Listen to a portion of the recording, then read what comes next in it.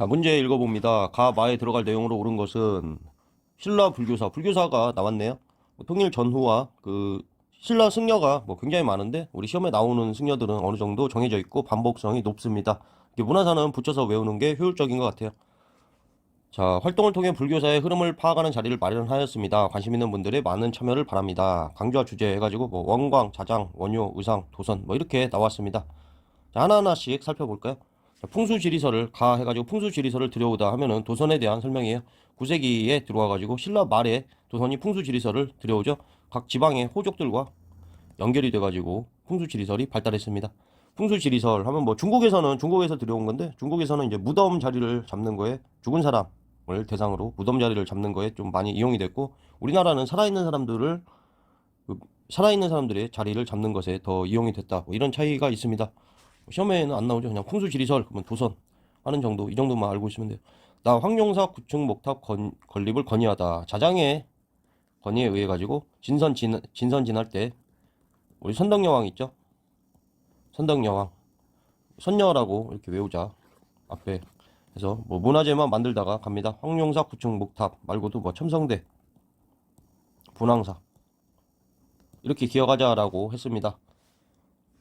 그래서 나가 아니라 황룡사 구층 목탑 자장이니까 나 해서 맞는 거죠. 가풍수지리설 도선이니까 마고.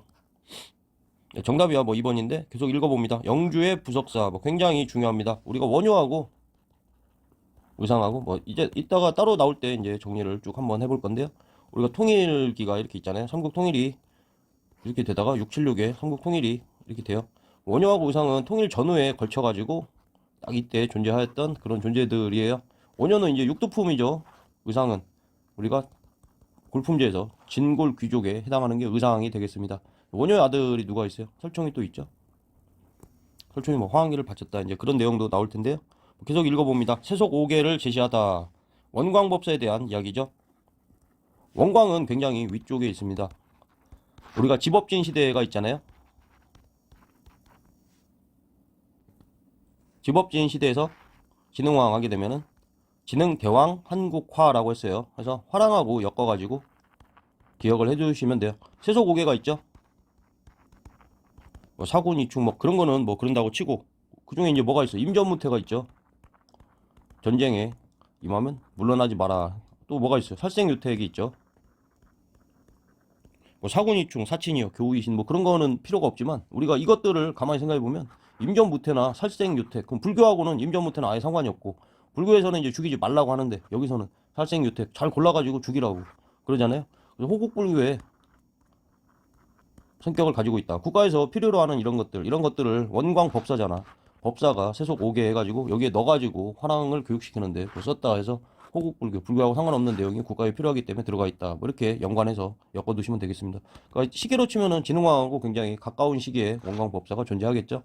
그래서 이때다 6세기 때고 통일 이건 7세기 후반부가 되겠죠. 원효하고 의상은 통일 전후에 걸쳐서 존재한 그런 사람이다라는 걸 기억해 두시고 넘어가면 되겠어요. 대승기 신론소를 저술하다. 원효에 대한 이야기입니다. 뒤에서 이제 원효하고 의상만 딱 나오는 문제에서 비교해서 정리를 해 드릴게요. 이게 원효 의상 정리하는 게 가장 잘 나오지 않나 싶은데 이게 보기로 하나하나 주기 때문에 보기 하나하나를 읽어 두시면서 기억해 두시는 게 가장 효율적인 공부인 것 같아요. 자, 문제를 읽어봐요. 밑줄근 이 왕에 대한 설명으로 옳은 것은 이라고 나왔어요. 이것은 국보인 울진 봉평 신라비로 병부를 설치하고 율령을 반포한 우리가 병보 설치는 외웠죠. 율령 반포는 안 외웠는데 왜 또 조금 반복적으로 나오네요. 우리가 집업진 시대 하면은 6세기 신라의 성장기라고 했습니다. 금성문 그러니까 비석들 이런 것들도 6세기에 굉장히 집중돼 있어요. 다만 이제 한능검에서는 이 비석의 각각의 내용들과 비석을 다 연결해서 외워라 이렇게는 시험에 나오지 않습니다. 법흥왕 두 문자로 어떻게 외웠습니까? 금불상을 지고 다니면 골병이 난다 해서 금불상 골병으로 이렇게 외웠죠. 이 중에서 제시문에 나온 거 병에 해당하는 병부 설치가 되겠습니다. 14부의 시작이 되죠. 그래서 법흥왕에 해당하는 내용을 골라주면 됩니다. 보기를 한번 봐요. 이서부를 보내 우상국을 복속하였다. 우리가 지증왕 하면은 순한맛 소우동해서 순, 소, 우, 동 이렇게 외우고 있어요. 이 중에 이제 우상국 설치가 들어가는 거죠. 그래서 지증왕에 해당하는 그런 내용이 되겠습니다. 지금 법흥왕을 고르는 거죠. 관료전을 지급하고 노국을 폐지하였다. 통일 이후에 신문왕의 왕권 강화와 연결된 내용이에요. 2차 돈의 순교를 계기로 불교를 공인하였다. 금볼상할 때 여기 나오죠. 소침눌법 할 때 눌지 마립간 때 전해졌지만 귀족의 반발로 공인되지 못하다가 2차 돈의 순교를 계기로 법봉왕 때 공인되었습니다. 4번 인재 등용을 위해 독서 3분과를 시행하였다. 신라 이제 하대에 가게 되면은 통일신라죠.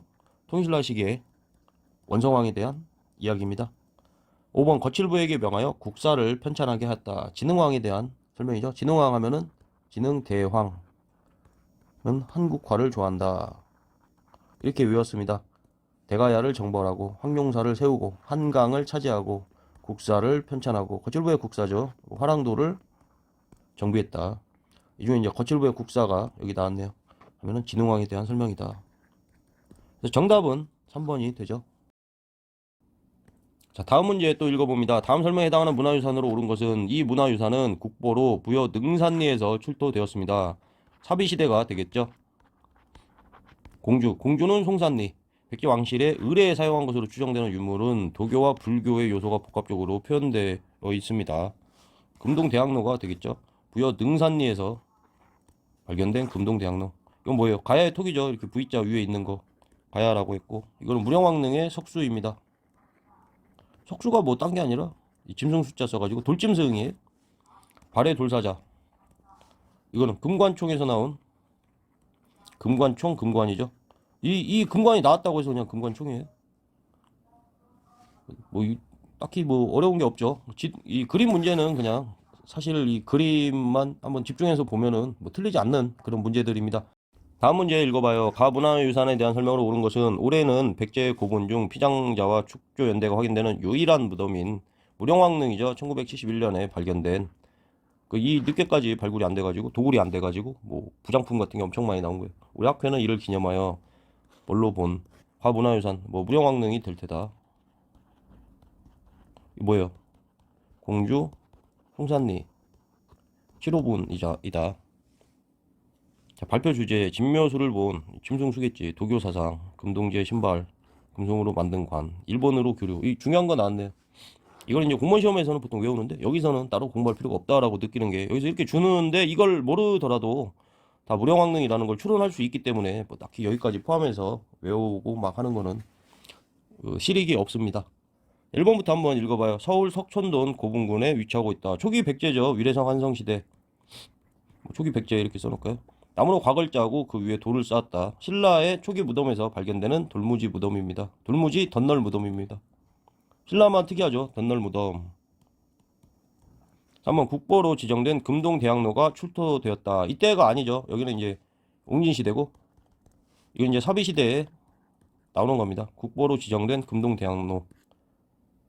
4번 무덤 둘레돌에 12지 신상을 조각했다. 뭐 김유신 묘 같은 게 이렇게 되어 있죠. 뭐 무덤을 잠깐 하고 가자면 초기에 이제 돌무지 무덤이나 돌널 무덤이 나오게 됩니다. 이게 대표적으로 이제 고구려 거고 이건 그럼 청동기부터 나왔나?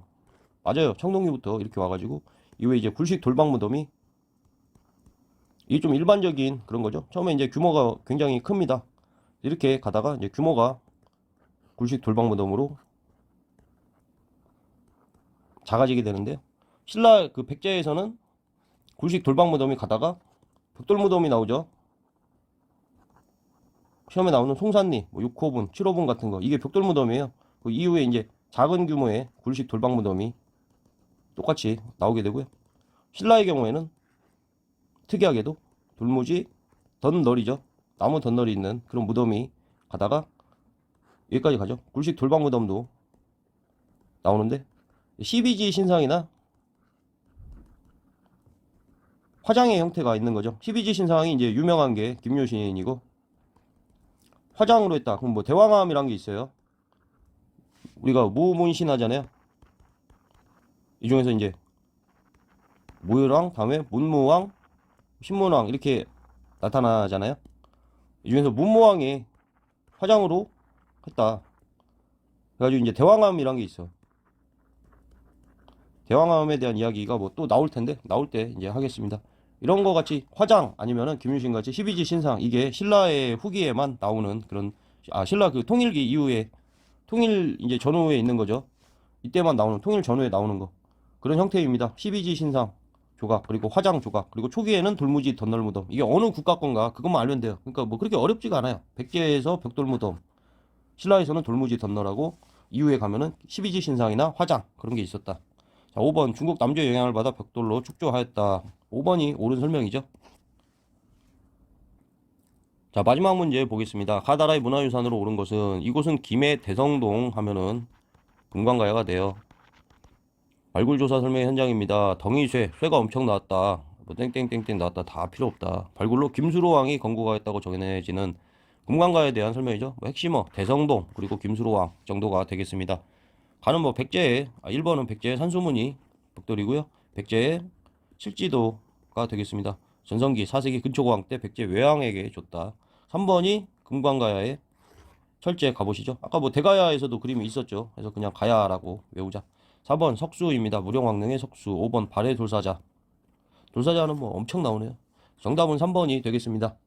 여기까지 하고요. 다음 것도 계속 공부해봐요. 좋아요 부탁드려요. 좋아요.